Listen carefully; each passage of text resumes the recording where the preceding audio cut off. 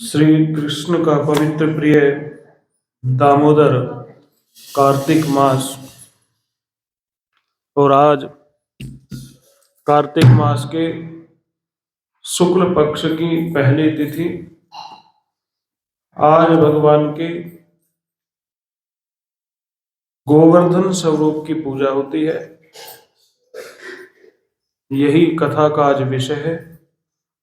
कार्तिक महात्म्य में आज यही कथा हम सुनते हैं। श्री राजा पृथु श्री देवर्षि नारद जी से पूछते हैं कि हे प्रभु, गोवर्धनस्य पूजाया महात्म्यं वदतां परे, वद कस्यां तिथौ चैव अन्नकूटं तथैव च। तो श्री नारद जी कहते हैं, कार्तिकस्य शिते पक्षे तिथौ वैश्वानरस्य च गोवर्धनस्य पूजां स्यात् अन्नकूटं समाचरेत्। कि कार्तिक पक्ष के शुक्ल पक्ष की प्रतिपदा तिथि के अंदर गोवर्धन जी की तथा अन्नकूट की गोकुल पूजा करनी चाहिए।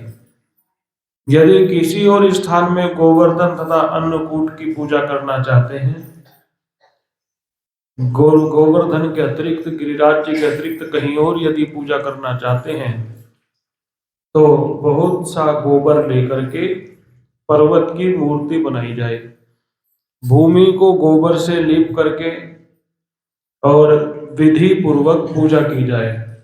जो गोवर्धन बनाया गया है उसके ऊपर एक झंडा लगाया जाए और वहीं भगवान का सिंहासन लगा करके उसके ऊपर भगवान विष्णु को स्थापित किया जाए और गोवर्धन पर्वत की पूजा की जाए। गोवर्धन पर्वत की पूजा करते हुए मंत्र बोलना चाहिए, गोवर्धन धराधारे गोकुल प्राण तरा, गोकुल त्राण कारके विष्णु हस्त कृतोच्छाय पूजा मम गृहाण भो। गोवर्धन को प्रणाम करना चाहिए। गोवर्धन धराधार है, गोवर्धन जो पृथ्वी का आधार है, और गोकुल त्राण कारक है, गोकुल के त्राण को हरने के जो कारण है। जो भगवान विष्णु के हाथ पर रह करके छाया करते हैं, ऐसे वो भगवान गोवर्धन जी मेरी पूजा को स्वीकार करें, प्रार्थना करें और विधि पूर्वक पूजन करें। भगवान श्री कृष्ण के प्रिय अर्थ में ये गोवर्धन जी और कोई नहीं है, भगवान श्री कृष्ण ही हैं। श्री कृष्ण ही गोवर्धन के रूप में प्रकट हुए हैं। भगवान के वेदों में जब नाम आते हैं तो एक यजमान मूर्ति रूप से भी भगवान की पूजा होती है। यजमान भी भगवान का ही दूसरा रूप है, और ब्राह्मण जो पूजा कराने वाला है वो भी भगवान का ही दूसरा रूप है, और जिस देवता की पूजा हो रही है वो भगवान भी भगवान विष्णु का ही दूसरा रूप है। तो पूजा करने वाले भी भगवान, पूजा कराने वाले भी भगवान, और जिनकी पूजा हो रही है वो भी स्वयं भगवान। तो इस बात को सिद्ध करने के लिए ही भगवान ने श्री गिरिराज जी को अपने हाथ पर धारण किया और गिरिराज जी की पूजा में स्वयं गिरिराज बन करके इस पूजा को स्वीकार किया। तो ये गिरिराज जी की पूजा वास्तव में भगवान विष्णु की ही पूजा है। भगवान विष्णु अर्थात श्री कृष्ण। तो गोवर्धन जी की विधि पूर्वक पूजा करें और गोवर्धन जी को नमस्कार करें, 16 उपचारों से पूजा करें, विधि पूर्वक पूजन सामग्री से पूजा करें। मीठा दूध और कई प्रकार के पकवान, बहुत प्रकार के फल, नैवेद्य आदि देने चाहिए। पहले स्वस्ति वाचन हो, उसके बाद गणेश जी का पूजन हो, और फिर गोवर्धन जी की पूजा हो। अन्नकूट करने के पश्चात नमस्कार करें, ब्राह्मण और विष्णु के भक्तों को भोजन कराए और उसके बाद स्वयं भोजन करे। फिर गौ माता की पूजा करें। बिना गौओं के पूजा के गोवर्धन जी की पूजा पूरी नहीं मानी जाती। गोवर्धन जी की पूजा करते हुए जो मंत्र बोलना चाहिए था वो तो बता ही दिया। श्री लक्ष्मी जी की पूजा करते हुए बोलना चाहिए, गौ माता जो लक्ष्मी का ही दूसरा स्वरूप है, उनको पूजा करते हुए कहना चाहिए, या लक्ष्मी लोकपालानां धेनुरूपेण संस्थिता धृतं वहति यज्ञार्थे मम पापम व्यपोहतु। जो लक्ष्मी समस्त लोकों का पालन करने वाली है, वह धेनु रूपेण संस्थित, वही गाय के रूप में स्थित है। धृतम घृतम बहते यज्ञार्थ, जिसका घी यज्ञ के लिए बहता है। मम पापम व्यपोहतु, वह मेरे पापों को नष्ट करे। ऐसा कह करके गौ माता को प्रणाम करना चाहिए। गावों में जागृत है संतो, गावों में संतु पृष्ठत, गावों में हृदय संतु, गवाम मध्ये वसाम्य हम। इस श्लोक का जो पाठ करता है उस पर गौ की कृपा होती है। कहना चाहिए, गौवे मेरे आगे हो, गौवे मेरे पीछे हो, मैं गौओं के बीच में हूं और गौ मेरे हृदय में निवास करें। इस प्रकार गाय को प्रणाम करें, सींग को रंगे और गाय को ग्रास खिलाए, घास खिलाए। फिर धर्मराज जो बैल के रूप में हैं उनको प्रणाम करें। गाय और बैल की पूजा करने के पश्चात, गोवर्धन जी की पूजा करने के पश्चात भैंस की पूजा का भी विधान है। किसी ने घर में भैंस रखी हो तो उसकी भी पूजा करे। लिखा है, गोवर्धन हरे पूजान गो माहिष्यादि पूजनम। घर के जो गाय भैंस पशु हैं, तो भैंस आदि जो हैं उनकी पूजा करें। ऐसा करने से वाजपेयी अश्वमेधानाम कोटि यज्ञ फलम प्रदम, वाजपेयी और अश्वमेध आदि यज्ञों का फल मिलता है। दिन के तीसरे प्रहर में पूर्वश्याम दिशि भूमि पे, पूर्व की दिशा में मार्ग पालिका बांधे, वृक्ष में कुशाकाश को प्रणाम करे, वृक्षों में जो कुशा है उसको प्रणाम करे और मार्ग पालिका को प्रणाम करे और उसी स्थान पर निराजन करे और सभी मार्ग पालिका के नीचे से निकलें। एक रस्सी कुशा की तैयार की जाए और एक खेल होता है रस्सी खींचने वाला खेल, जब स्कूल में पढ़ते थे बच्चों से वो खिलाया जाता था। रस्सी को कुछ बच्चे इधर से खींचते थे और कुछ बच्चे उधर से खींचते थे। ऐसा ही लिखा हुआ है कि एक कुशा की रस्सी तैयार की जाए और राजा के पुत्र और समस्त दूसरे पुरुष अपने अपने बल की सामर्थ्य के अनुसार उसे खींचे, रस्सा कसी करे, एक दूसरे से रस्सी को खींचने का प्रयास करे। जो उसमें विजयी होता है उसके पूरे साल विजय ही होती है। ऐसा खेल भी खेलना चाहिए। सायकाल में बलि दानव के बुत बना करके, बुत कहते हैं जो वो बना दिया जाता है पुतला, बलि दानव का पुतला बना करके उसकी पूजा करें और बलि की 2 भुजाएं हो।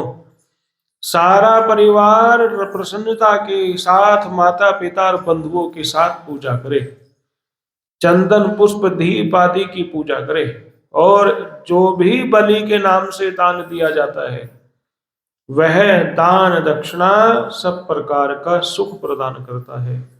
तो राजा बलि की भी पूजा होती है। तो यम त्रयोदशी से लेकर के और यम द्वितीया तक राजा बलि का शासन चलता है इस पृथ्वी पर। राजा बलि को प्रणाम करना बहुत आवश्यक है।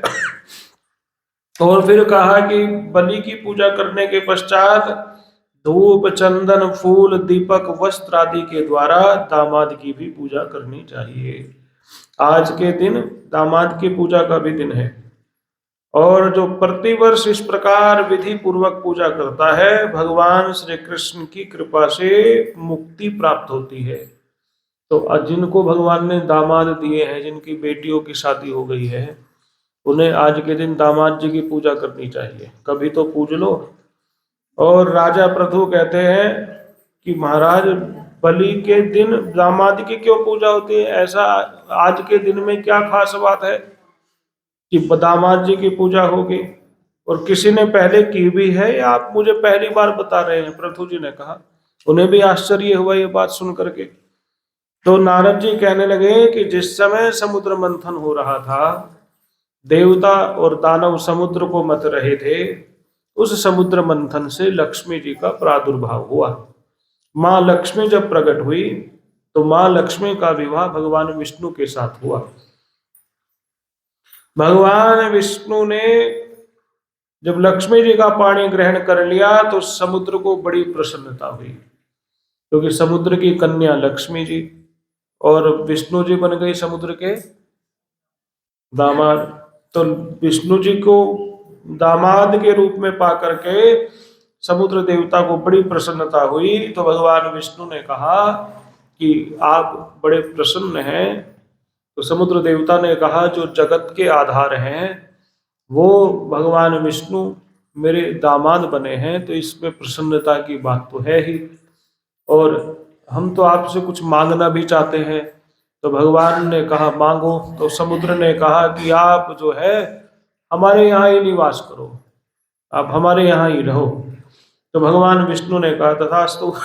और भगवान विष्णु लक्ष्मी जी के साथ क्षीर सागर में ही निवास करने लगे। तो समुद्र के कहने पर भगवान लक्ष्मी जी के साथ निवास करने लगे। तो प्रत्येक वर्ष कार्तिक मास में शुक्ल पक्ष की प्रतिपदा को समुद्र भी लक्ष्मी जी के साथ भगवान नारायण की पूजा करने लगा। दामाद पिता के घर रहे, लड़की अपने घर में रहे। शास्त्रों में इस बात का निषेध है, मना किया गया है कि लड़की को कभी अपने घर में नहीं रखना चाहिए विवाह के बाद। अभी पद्म पुराण पढ़ रहे थे, उसमें ये कथा आई कि स्नेह के कारण विवाह के बाद लड़की को अपने घर में नहीं रखना चाहिए, उसको अलग घर बना करके देना चाहिए। अलग, अगर ऐसा है कि रखना ही है लड़की को, तो उसको अलग भवन बना करके, अलग घर बना करके दो। घर दामाद रखना अपने दामाद की इज्जत को कम करने जैसा है। फिर घर में जो दामाद पूजने योग्य हैं, जो दामाद प्रणाम करने योग्य है, हमारे यहाँ विवाह में एक विधि होती है जिसमें कन्या का पिता कन्या के वर के पैर धुलाता है। वर का अर्थ ही श्रेष्ठ है, वर जिसको कहते हैं वह श्रेष्ठ है, वर का अर्थ श्रेष्ठ है। तो श्रेष्ठ व्यक्ति के ही चरण धुलाए जाते हैं। और फिर जब घर में रहने लग जाए दामाद जी, तो फिर वो श्रेष्ठ नहीं रहते, वो तो नौकर से भी बदतर हो जाते हैं। फिर जैसा व्यवहार अपने पुत्र के साथ किया जाता है, उससे भी निम्नतर व्यवहार किया जाता है। पुत्र तो कितना भी बुरा कर ले, पुत्र तो चाहे लड़ झगड़ ले, मार ले, पीट ले, तो भी उसके प्रति स्नेह कम नहीं होता। पुत्र तो पुत्र ही है। लेकिन कोई दामाद यदि कोई ऐसी बात कह दे, फिर उसको गांठ बांध ली जाती है कि इसने तो बहुत बुरा कहा। तो शास्त्र इस बात को निषेध करता है कि दामाद को अपने घर में नहीं रखना चाहिए, लड़की को विवाह के बाद अपने घर में नहीं रखना चाहिए। ऐसी स्थिति है कि दूर नहीं रह सकते तो अच्छा मकान लेकर के दिया जाए, लेकिन उनकी गृहस्थी अलग हो, अपनी गृहस्थी में उनके घर गृहस्थी का समावेश न किया जाए। तो भगवान विष्णु ने विधान किया कि कम से कम साल में एक दिन तो मेरी पूजा किया करना, इससे तुम्हें साल भर याद रहेगा कि मैं श्रेष्ठ हूँ। दामाद को वर्ष में एक बार पूजा करनी चाहिए, उनकी तिलक करके, पुष्प से माला पहना करके, आरती उतार करके, जैसे भगवान की पूजा करते हैं ऐसे अपने दामाद की पूजा करनी चाहिए। कुछ लोग सोचते हैं दामाद की पूजा तो यमराज के रूप में की जाती है, कि यमराज का दूसरा रूप ही दामाद है। कह देते हैं तो भाई यम का दूसरा रूप है, लेकिन ऐसा नहीं है। यहाँ दामाद की पूजा विष्णु के रूप में है, क्योंकि समुद्र देवता ने ही भगवान विष्णु की सबसे पहले पूजा की थी। तो अपने अपने दामाद की सब पूजा करें, वही उनके लिए विष्णु हैं। अपनी बेटी लक्ष्मी है तो दामाद कौन होंगे? विष्णु। जो अपनी बेटी को लक्ष्मी नहीं मानता और यम की पत्नी ही मानता है तो ठीक है, तो वो दामाद उनके लिए यमराज है। लेकिन यमराज को भी यदि धर्मराज मान करके पूजोगे तो भी कल्याण ही होगा। यमराज और धर्मराज दो नाम हैं लेकिन एक ही शरीर के हैं। यमराज ही धर्मराज है, धर्मराज ही यमराज है। तो धर्मराज को यमराज कहोगे तो वो यम बनते देर नहीं लगाएंगे, और यमराज को धर्मराज मानोगे तो फिर वो तुम्हारे धर्म की वृद्धि करने में भी देर नहीं लगाएंगे। जैसा भाव होता है भगवान का वैसा ही रूप बन जाता है। भक्त का जैसा भाव होता है वैसा ही भगवान का स्वरूप बन जाता है। लेकिन भाव भी धर्म शास्त्र के अनुसार होना चाहिए। अपने मन मर्जी का भाव मत बना लेना। संबंध भी भगवान से वो बनाओ जो कभी किसी ने पहले बनाया हो। नए नए संबंध भगवान से मत बनाओ, और जो संबंध बनाओ फिर उसे प्राणों से भी अधिक निभाओ।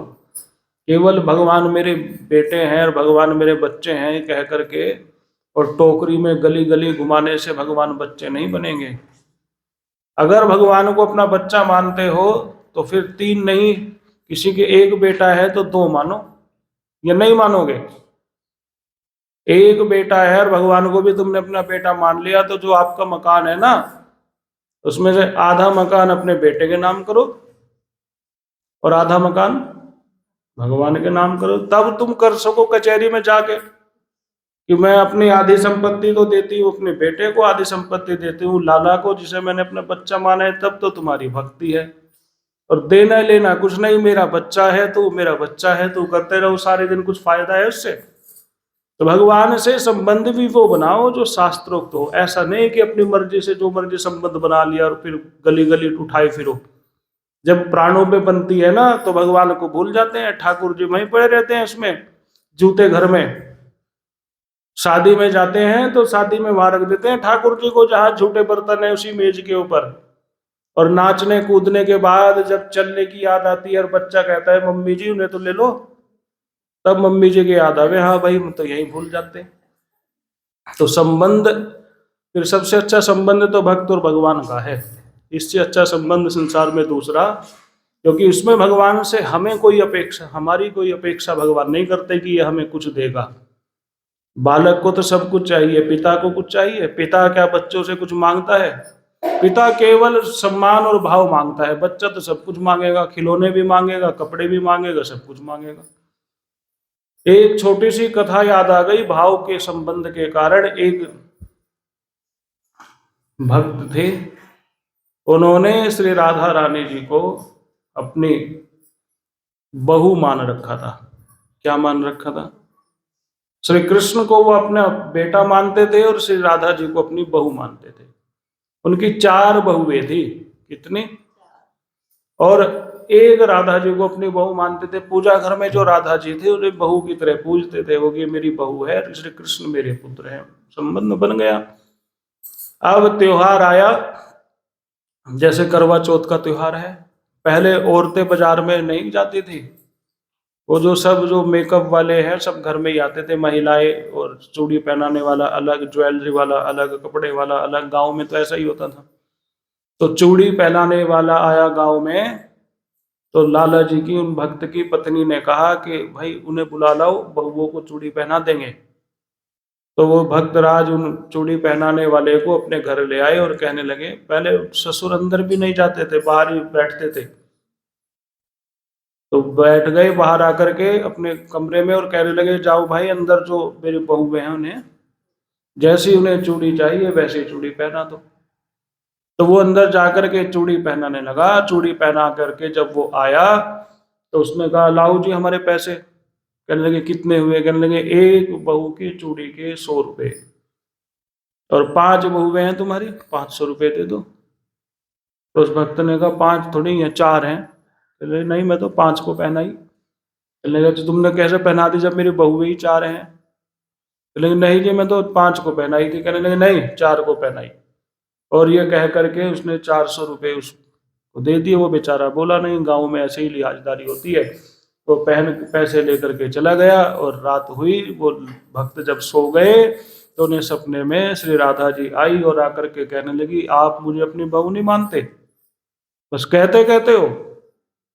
जब आपने 4 बहुओं के पैसे दिए तो 5वीं बहू के क्यों नहीं दिए? तब उनकी आंख खुल गई और आंख खुली और आंखों में आंसू थे और रो ही रहे, रोते रहे, रोते रहे। और उसके बाद उसके घर गए और जाकर के 100 रुपए देते हुए कहा कि तेरा भाग्य मेरे भाग्य से ज्यादा बड़ा है, क्योंकि मैं तो केवल मानता था, मुझे कभी दर्शन नहीं हुए, लेकिन तू कैसा भाग्यशाली है कि तूने 5 बहुओं को हाथ में चूड़ी पहना दी।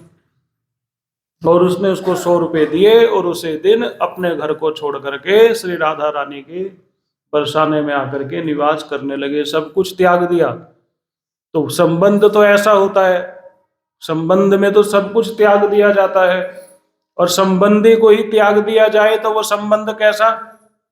यहां तो कुछ संबंधी मांग ले तो संबंधी को ही त्याग देते हैं, ना तू मेरा ना मैं तेरा।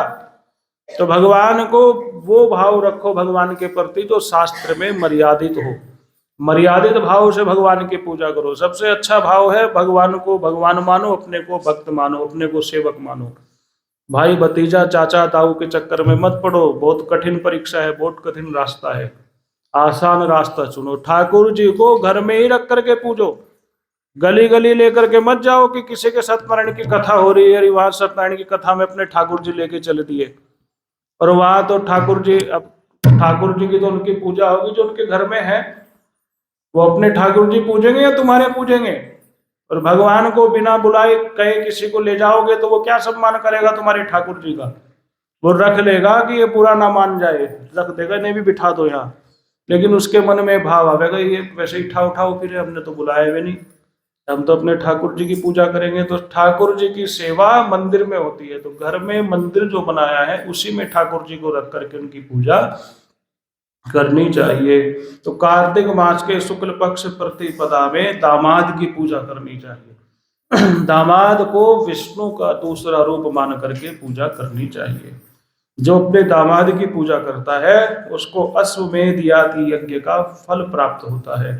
इसलिए कार्तिक शुक्ल के प्रतिपदा के दिन, कार्तिक मास में जो ब्रह्मा जी हैं, रुद्र हैं, इंद्र आदि देवता हैं, शुक्ल पक्ष की प्रतिपदा तिथि के अंदर दामाद के अंदर निवास करते हैं। देखो कितनी बड़ी बात कह दी। अहम ब्रह्मा च रुद्रश्च सर्वे देवा समासवा, सर्वे देवा सवासवा जामात प्रदेहे तिष्ठन्ति कार्तिके प्रतिपत्तिथौ। प्रतिपदा तिथि के अंदर भगवान विष्णु ये बात कह रहे हैं कि अहम, मैं, ब्रह्मा, रुद्र और सारे देवता दामाद जी के अंदर प्रतिपदा तिथि के अंदर निवास करते हैं। तो इसलिए दामाद को पूजने से समस्त देवताओं की पूजा का फल प्राप्त हो जाता है। बोलो श्री हरि विष्णु भगवान की, लक्ष्मी नारायण भगवान की। दामाद नाराज भी हो तो आज के दिन तो हाथ पैर जोड़ के बुला ही लेना चाहिए। बोलो श्री हरि विष्णु भगवान की। श्रीमन नारायण नारायण भजमन नारायण